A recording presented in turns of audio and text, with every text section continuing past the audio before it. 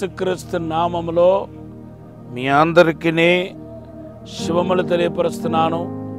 మీరందరూ క్షేమంగా ఉంటారని, ప్రభులో బలపడతారని, ఆధ్యాత్మికంగా ఎదుగుతారని నేను రూఢిగా నమ్ముతున్నాను. రాబోతున్న దినాల్లో దేవుడు రెండంతలుగా మీకు మేలు చేయబోతున్నానని జకరియా 9:12 ద్వారా మాట్లాడుతున్నాడు. ఇదే మీ వాగ్దానం. ఈ వాగ్దానం పట్టుకొని ప్రార్థన చేయండి. ఈ 2025లో దేవుడు మీకు రెండంతలుగా దేవుడు మీకు దయచేయబోతున్నానని మాట్లాడుతున్నాడు. ఎవరికి రెండంతలుగా మేలు చేస్తాడు? మొదటిగా మనం చూస్తే, ఎవరెవరైతే సాతాను ద్వారా నష్టపోయారో, అపవాది ద్వారా నష్టపోయారో వారికి దేవుడు రెండంతలుగా దేవుడు తిరిగి ఇవ్వబోతున్నాడు. సాతాను ఏం చేస్తాడు తెలుసా? దొంగతనం చేస్తాడు, వాడు హత్య చేస్తాడు. దేవుని బిడ్డలారా, వాడు మరి బైబిల్లోనే రాయబడి ఉంది, దోచుకోవటానికి, దొంగతనం చేయటానికి, హత్య చేయటానికి, చంపటానికి, నాశనం చేయటానికి వస్తాడు తప్ప మరి దేనికి రాడు.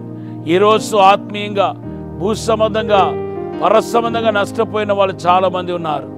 యోబు గ్రంథం 42వ అధ్యాయం 8వ వచనంలో యోబు యొక్క జీవితంలో మనం చూస్తున్నాం. దేవుని బిడ్డలారా, యోబు మరి ఎంతో గొప్పవాడు, ఆత్మీయంగాను భూ సంబంధంగాను ఎంతో దీవించబడ్డాడు. కానీ అతని జీవితంలో సాతాను యొక్క ప్రవేశం ఏం చేసిందంటే అన్నిటినీ నష్టపరిచినట్టుగా చేసింది. యోబు గ్రంథం 1వ అధ్యాయం 2వ అధ్యాయం చూస్తే సాతాను ఎన్ని రకాలుగా శోధించడం మనకు కనపడుతుంది. వాళ్ళ ఇంట్లో మరణం సంభవించింది, తర్వాత ఆస్తిపాస్తులన్నీ పోయే, ఆయన ఆరోగ్యం చెడిపోయింది, ఆరోగ్యం చీలించిపోయింది. ఇవన్నిటి మధ్యలో లాస్ట్లో బైబిల్లో ఏమని రాయబడి ఉందంటే, యోబు తన పోగొట్టుకున్న వాటన్నిటినీ రెండంతలుగా తిరిగి పొందుకున్నాడని రాయబడి ఉంది.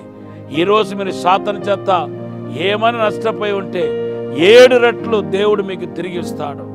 అవును, దేవుడు మనం ఆశీర్వదించబోతున్నాడని మాట్లాడుతున్నాడు. తర్వాత మనం చూస్తే ఈ 2 పాల ఆశీర్వాదం ఎవరికంటే బంధించబడి నిరీక్షణ గల వారికి దేవుడి వాగ్దానాన్ని ఇంకితం చేస్తున్నాడు. జకరియా గ్రంథం 9వ అధ్యాయం 12వ వచనంలో మనం చూస్తే, దేవుని బిడ్డలారా, ఆ దినాల జకరియా ప్రవక్త కాలంలో నిరీక్షణ లేని వారులాగా ఇశ్రాయేలు ప్రజలు చల్లారిపోయారు. చీకటితో వారి జీవితం నిండిపోయింది.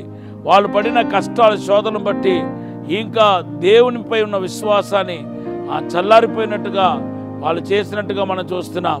అయితే దేవుడు అంటున్నాడు, మీరు బంధించబడి నిరీక్షణ గలవారులారా, మన బంధకముల మీరు ఉన్నప్పటికీ, శోధనల మీరు ఉన్నప్పటికీ, కష్టముల మీరు ఉన్నప్పటికీ, మీరు గనక ప్రభునందు విశ్వాసం ఉంచితే మీకు 2 పాల ఆశీర్వాదం రెండంతలుగా మేలు చేస్తానంటున్నాడు. మూడవదిగా మనం చూస్తే, దేవుని బిడ్డలారా, మనకు ఆ ఎలీషా జీవితంలో మనం చూస్తున్నాం.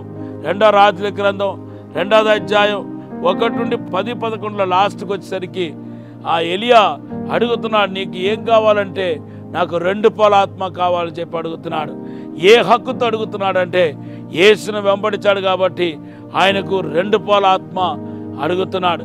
ఈరోజు సాతాను ద్వారా నష్టపోయిన వారు ఎవరైనా ఉంటే మీకు దేవుడు 2 పాల ఆశీర్వాదం. లేదా నెంబర్ 2, ఏ ప్రభునందు నిరీక్షణ గలవారైతే, మీకు సోదరులో ఉంటూ ప్రభునందు నిరీక్షణ గలవారైతే మీకు 200 ఆశీర్వాదం. అలాగే యేసును వెంబడించకుండా, ప్రభును వెంబడించకుండా ఆయనకు ఒక సేవకుడుగా, పరిచారకుడుగా మిగిలిపోతే మీకు కూడా 2 పాల ఆశీర్వాదం ఈరోజు ప్రభు ప్రసాదించబోతున్నాడు. ఈ మాటను దేవుడు దీవించనుగాక. పరిశుద్ధము నమ్మకమైన పరలోక తండ్రి, నీకు వందనాలు, స్తోత్రాలు ప్రభా. మమ్మల్ని క్షమించి, మన్నించి, పరిశుద్ధపరిచి, శుద్ధీకరించి ఇప్పుడే 2 పాల దీవెన దయచేయండి ప్రభా. 2 పాల అభిషేకం దయచేయండి ప్రభా. ప్రభు యొక్క సన్నిధి, ప్రభు యొక్క మహిమ ఇప్పుడే యేసు నామములో దిగి వచ్చిన గాక. ఇప్పుడే ఆశీర్వదించండి ప్రభా.